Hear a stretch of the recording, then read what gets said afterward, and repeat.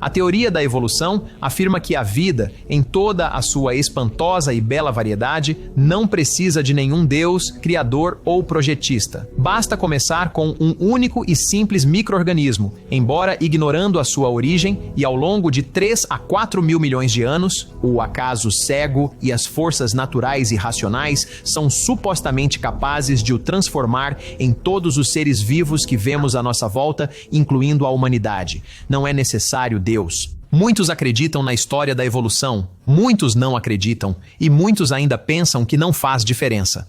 Que importa como é que a vida e a humanidade surgiram? Que diferença é que isso faz? No entanto, faz toda a diferença do mundo. Em 1859, Charles Darwin publicou o seu livro de referência A Origem das Espécies.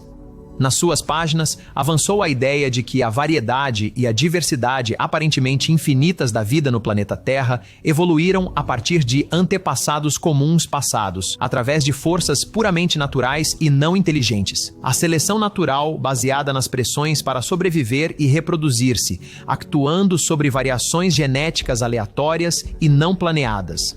A alegação é que, começando com um simples organismo semelhante a uma bactéria há mais de 3 mil milhões de anos, acumulou mudanças genéticas aleatórias e sem propósito, actuadas por pressões naturais sem sentido para sobreviver, geração após geração, criaram literalmente toda a vida na Terra em toda a sua impressionante glória e variedade inspiradora, incluindo a humanidade. De acordo com esta teoria, não é necessário nenhum Deus, criador ou projetista de qualquer tipo. Apenas o tempo e as forças naturais sem sentido, sem inteligência e sem propósito. É claro que isto contrasta fortemente com o livro do Gênesis, que afirma muito claramente no seu primeiro versículo: no princípio, Deus criou os céus e a terra, e depois conta como os antepassados da vida que agora vemos na terra foram criados diretamente por Deus ao longo de 6 dias. Agora, se é um espectador de longa data, não o surpreenderá que aqui no mundo de amanhã não haja competição. A Bíblia está certa e Charles Darwin e os seus fanboys estão errados. Dito isto, o episódio de hoje não é sobre isso. Em vez disso, queremos analisar o impacto da teoria da evolução, porque não acreditamos em nada num vácuo. As crenças têm consequências. Consideremos o que Jesus disse em Lucas capítulo 6 e versículo 45. A ligação com o que estou a dizer pode não parecer óbvia à primeira vista, mas tenham paciência. O homem bom, do bom tesouro do seu coração, tira o bem. E o homem mau, do mau tesouro do seu coração, tira o mal. Ou seja, as nossas crenças não ficam cá dentro. Elas emergem através das nossas escolhas, das nossas palavras, das nossas ações e têm impacto no mundo que moldamos à nossa volta como indivíduos e coletivamente como civilização. Não podemos aceitar um conjunto de crenças sem experimentar também as consequências que essas crenças trazem. Por isso, durante o resto do nosso programa, não nos vamos concentrar em saber se a teoria da evolução é verdadeira ou falsa. Em vez disso, vamos examinar 3 mentiras específicas que foram adoptadas pela sociedade devido à crença generalizada na teoria da evolução de Darwin. E como veremos, essas mentiras tiveram um impacto destrutivo e devastador na civilização. A primeira mentira é a crença de que o homem é apenas mais um animal. Ou seja, quando uma pessoa aceita a teoria da evolução, ela vê os seres humanos como apenas mais um animal no amplo e manchado espectro da vida. Nada de especial, nada de nobre. Apenas um animal a evoluir entre muitos no planeta Terra. Vemos este tipo de pensamento nos esforços de organizações como o Projeto dos Direitos dos Não-Humanos, que move ações judiciais para dar a animais como os chimpanzés e os elefantes os mesmos direitos legais que os seres humanos. E vemo-lo na famosa declaração de Ingrid Newkirk, uma das cofundadoras da PETA, a Organização de Defesa dos Direitos dos Animais. Os libertários dos animais não separam o animal humano, pelo que não existe uma base racional para dizer que um ser humano tem direitos especiais. Um rato é um porco, é um cão, é um rapaz. A sério? Um rato é um porco? Um cão é um rapaz? Essa é uma visão totalmente falsa e desprezível da humanidade. A palavra de Deus declara que a humanidade foi criada à imagem do próprio Deus. O homem reflete o seu Criador de uma forma que nenhuma outra criação na Terra consegue, com estatuto moral, capacidade de pensar, raciocinar e criar. E possui uma natureza espiritual que nenhum animal tem. Deixem-me pedir-vos que reflitam. Já repararam que a nossa sociedade é cada vez mais uma sociedade em que as pessoas seguem os ditames dos nossos próprios instintos e desejos, das nossas próprias vontades, desejos, ânsias e fomes, roubando sempre que podem, mentindo quando lhes convém, conseguindo o que querem sem se preocuparem com os outros? Isso acontece porque as crenças têm consequências. E quanto mais tempo acreditarmos na mentira de que o homem é apenas mais um animal, mais fundo desceremos para nos tornarmos uma sociedade de animais, governados por nada mais do que desejos e impulsos, sem levar em conta as necessidades, mágoas ou preocupações dos outros. A segunda mentira que vamos examinar é a seguinte: não existe um padrão absoluto de moralidade. A Bíblia é clara: Deus é bom, Deus é amor. E Jesus Cristo é claro quando diz que aqueles que querem ser seus seguidores devem procurar tornar-se como Deus. Vemos isso em Mateus 5, no versículo 48. Sereis perfeitos, como é perfeito o vosso Pai que está nos céus. Deus criou o homem para se refletir a si próprio e, por isso, fez do homem um ser moralmente responsável pelo certo e pelo errado. Onde o certo reflete o próprio caráter, bondade e amor de Deus, e o errado é o que vai contra esse caráter, bondade e amor. Ele ajuda-nos a ver esse padrão absoluto nos seus 10 mandamentos, condenando o assassínio, por exemplo, ordenando aos maridos e às mulheres que sejam fiéis uns aos outros, dizendo-nos que respeitemos a propriedade uns dos outros e ordenando-nos que sejamos verdadeiros e não mintamos. O caráter do Deus transcendente representa um padrão absoluto do que é moralmente bom, correto e louvável. No entanto, como muitos já observaram, quando a cosmovisão materialista da evolução é levada às suas conclusões racionais, ela nos diz que não existe tal padrão divino, objetivo e absoluto de moralidade. A evolução é, na sua forma mais básica, um conceito sem coração e sem piedade. A vida avança quando os fortes dominam os fracos. Passar os genes é o único objetivo, independentemente da dor, do sofrimento ou da morte que daí possa resultar. Não existe um código moral que regule o processo. Existe apenas a sobrevivência ou a extinção. No seu livro inovador, O Gene Egoísta, o famoso evolucionista Richard Dawkins faz uma observação importante e honesta. Ele escreve: o meu sentimento é que uma sociedade humana baseada simplesmente na lei do gene do egoísmo universal e implacável seria uma sociedade muito desagradável para se viver, mas infelizmente, por muito que possamos deplorar algo, isso não impede que seja verdade. Para seu crédito, Dawkins argumenta que a compreensão da natureza implacável e impiedosa da evolução permite-nos resistir às nossas naturezas para procurar o que ele chama de bem comum. No entanto, para além de um Deus transcendente, o que é o bem comum e por que é que nos devemos preocupar com ele? Num mundo em que a humanidade evoluiu simplesmente através de actos cegos de moléculas e químicos, não existe qualquer fonte de uma lei moral superior com que nos devamos preocupar. O leão não é culpado de assassínio quando mata e come a zebra. A cobra não é culpada de roubo ou infanticídio quando rouba os ovos de um ninho. No seu livro, A Alternativa Humanista, o filósofo e humanista secular Paul Kurtz observa que, se o homem é um produto da evolução, uma espécie entre outras, num universo sem objetivo, então a opção do homem é viver para si próprio.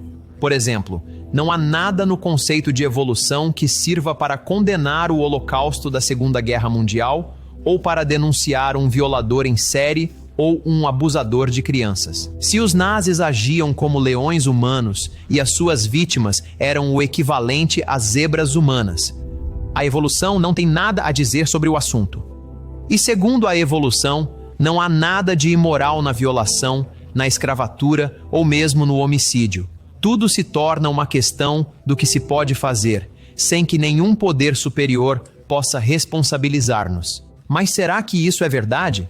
Acreditamos que o Holocausto, os muitos massacres de Joseph Stalin ou a carnificina do genocídio no Ruanda não foram algo objetivamente mal? Será que a violação, o assassínio ou a tortura de inocentes são tudo menos objetivamente maus? Agora olhem à vossa volta e perguntem-se: vivemos num mundo que parece cada vez mais moral, íntegro e bom? Ou moral e eticamente à deriva, confuso e sem direção?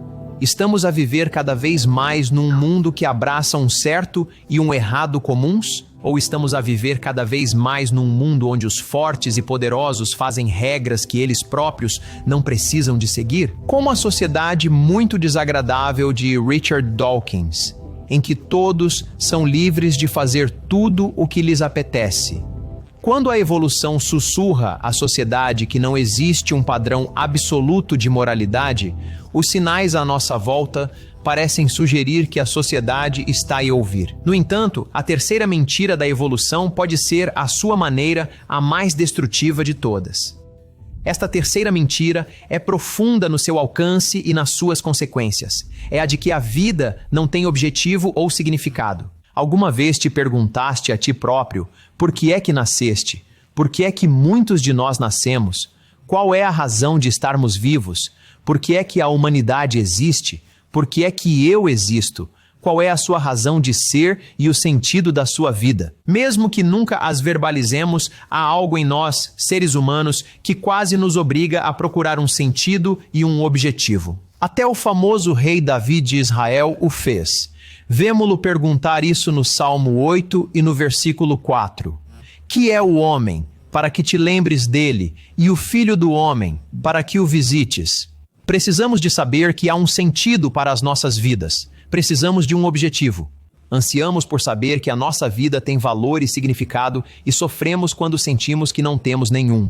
Quando passamos por privações ou momentos difíceis, precisamos de saber que há um objetivo por detrás de tudo, que não estamos a passar por essas dificuldades em vão e que a nossa vida e as nossas experiências têm realmente significado no esquema mais vasto das coisas. O objetivo e o significado enriquecem as nossas vidas, dão-nos esperança e equipam-nos com o que precisamos para suportar as inevitáveis provações e momentos de sofrimento que surgem nas nossas vidas. Viktor Frankl, o famoso psiquiatra e sobrevivente do Holocausto, escreveu uma vez na sua obra clássica Man's Search for Meaning, A Procura de Sentido pelo Homem. O que o homem realmente precisa não é de um estado sem tensão, mas sim de se esforçar e lutar por um objetivo que valha a pena, uma tarefa livremente escolhida. O que ele precisa não é de descarregar a atenção a qualquer custo, mas o apelo de um significado potencial à espera de ser preenchido por ele. Frankl tinha aprendido, através de uma dura experiência, que o significado e o objetivo são algo essencial à nossa constituição e composição. No entanto, a evolução diz que não existe um objetivo real ou transcendente para a existência. A vida é um acidente sem sentido, e mesmo a vida humana é meramente o resultado final de uma longa cadeia de acidentes. De acordo com a evolução, a vida e a humanidade não são o resultado de um planeamento ou de uma intenção, mas apenas a forma como as moléculas se juntam. Noutro universo, elas poderiam juntar-se de forma diferente ou não se juntarem de todo. A aleatoriedade reina na evolução. Sem propósito, sem sentido, aleatoriedade. Filtrada pela morte e pelo sofrimento na luta sem sentido pela sobrevivência num universo que não se importa. Claro que muitos ateus e evolucionistas dir-vos-ão que isto significa simplesmente que somos livres de determinar o nosso próprio sentido da vida. Talvez seja plantar flores, ou estudar literatura, ou alimentar o sem-abrigo, ou provar que os OVNIs são reais. A escolha é tua. Mas isso não funciona, pois não queremos imaginar um objetivo ou um sentido para as nossas vidas. Queremos saber que existe um significado real, objetivo e transcendente para tudo isto. A vida é demasiado dura, demasiado cruel para nos contentarmos com fantasias. E quando lhe pedimos um objetivo para a vida humana, para as nossas próprias vidas, a evolução responde claramente: não há nenhum. O evolucionista George Gaylord Simpson escreveu no seu livro O Significado da Evolução: o homem é o resultado de um processo natural e sem propósito que não o tinha em mente. Ele não foi planeado. Da mesma forma, em seu próprio livro, O rio que sai do Éden, uma perspectiva darwinista da vida. Richard Dawkins observa: num universo de forças físicas cegas e replicação genética, algumas pessoas vão se magoar, outras vão ter sorte e não encontrarão qualquer rima ou razão, nem qualquer justiça. O universo que observamos tem precisamente as propriedades que deveríamos esperar se no fundo não houvesse nenhum projeto, nenhum propósito, nenhum mal e nenhum bem, nada mais do que uma indiferença cega e impiedosa. De facto, Dawkins foi ainda mais direto numa entrevista à Omni Magazine. Tu não serves para nada, estão aqui para propagar os vossos genes egoístas. Não existe um objetivo maior para a vida. Meus amigos, esta visão do mundo tem consequências. Quanto do caos social a que assistimos na última década tem origem na ideia de que não temos um objetivo transcendente comum que nos foi dado pelo nosso Criador transcendente comum? Quantas pessoas, neste preciso momento em que falo, estão a fazer escolhas nas suas vidas com o que fazem às suas mentes e aos seus corpos, com base no facto de que não há sentido na sua existência, que não há um objetivo final para as suas vidas? Sem significado e objetivo, não há esperança. Será de admirar que as nossas crianças, ensinadas desde o primeiro ano na escola até ao último a acreditar na teoria da evolução, pareçam cada vez mais perdidas, sem esperança e sem sentido no mundo? Será que não há nada na vida a não ser comer, sobreviver e existir num mundo onde as nossas vidas não têm sentido? De modo algum. A mentira de que não somos mais do que sacos de carne e produtos químicos que estão simplesmente a aguardar o nosso tempo até expirarmos e voltarmos ao pó e ao nada é uma mentira satânica. Há um objetivo e um sentido na vida e não temos de aceitar as mentiras da evolução. A mentira número 1 era que o homem é apenas mais um animal. A mentira número 2 era que não existe um padrão absoluto de moralidade. E por último, a mentira número 3 é que a vida não tem significado ou objetivo. Agora, antes de concluirmos, tenho de salientar que o facto de não gostarmos das conclusões não significa que não sejam verdadeiras. Por exemplo, podemos não gostar do que a evolução implica, que o homem é um animal, ou que não há moralidade objetiva ou propósito para a vida. Mas o nosso desagrado com essas conclusões não é suficiente para dizer que a evolução é falsa. O que é verdadeiro ou falso não é determinado pelo que queremos que seja verdadeiro ou falso, mas o fato é que a evolução não é verdadeira. A vida não evoluiu de uma criatura semelhante a uma bactéria há mais de 3 mil milhões de anos. Não importa quantos cientistas vos digam o contrário nos programas de ciência popular, e não importa quantos professores o digam nas suas salas de aula. Se queres compreender o que os chamados especialistas raramente admitem, então precisas da oferta gratuita de hoje sobre evolução e criação. E porque a evolução não é verdadeira, Deus é muito real e tu e eu somos ambos criações suas, feitas pelas suas próprias mãos para seu bom prazer. Então, cada mentira contada pela evolução é substituída pelo seu exato oposto e transformada numa proclamação de esperança. O homem não é apenas mais um animal, mas foi criado à imagem do seu Criador, o pináculo das obras criativas de Deus. Existe uma moralidade objetiva no mundo, com o bem e o mal reais, e o certo e o errado não são determinados apenas pelos caprichos dos fortes e poderosos, e uma vida tem significado e propósito. Há esperança no nosso sofrimento e nas nossas lutas, porque o nosso Criador fez-nos com um plano e um objetivo para cumprirmos nas nossas vidas. A plenitude desse plano e propósito é demasiado grande para que possamos discuti-lo em pormenor aqui, nos últimos momentos que nos restam, mas encorajo-vos a visitarem o nosso site em omundodeamanha.org. Temos uma grande quantidade de informação gratuita à vossa disposição. De facto, dificilmente consigo pensar numa forma melhor de aprender do que ir ao nosso site e escrever propósito da vida na caixa de pesquisa. Não, a evolução não pode ensinar-lhe o propósito da vida, mas o nosso site pode. Por agora, permitam-me que o apóstolo Paulo comente esse propósito transcendente. No capítulo 8 de Romanos, ele escreve sobre o nosso propósito e a esperança que esse propósito nos dá mesmo em tempos de provação e sofrimento. Porque para mim tenho por certo que as aflições deste tempo presente não são para comparar com a glória que em nós há de ser revelada. Porque a ardente expectativa da criação aguarda ansiosamente a revelação dos filhos de Deus. Porque a criação foi sujeita à futilidade não voluntariamente, mas por causa daquele que a sujeitou na esperança.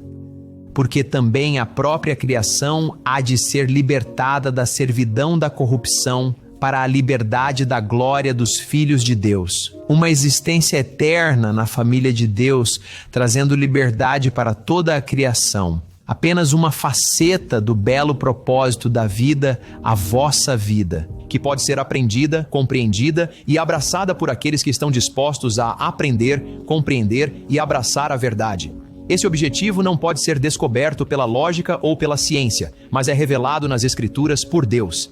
A evolução e as mentiras que ela traz não fazem mais do que obscurecê-lo, escondê-lo. Esse objetivo dá sentido à vida em todos os seus dias, bons e maus. O que Deus oferece a todos nós através do seu Filho, Jesus Cristo, está quase para além da compreensão e a esperança que proporciona está quase para além da imaginação. Mas só está disponível para aqueles que conseguem olhar para além das mentiras tecidas pelo mito da evolução e fixar a sua mente na verdade. Para eles, como Cristo disse há quase 2000 anos, conhecereis a verdade e a verdade libertar-vos-á. Obrigado por assistir. Se achou este vídeo útil, veja mais do nosso conteúdo ou clique em subscrever para se manter atualizado sobre o que publicamos. E se quiseres o guia de estudo gratuito relacionado com este tópico, basta clicares no link na descrição. Até a próxima!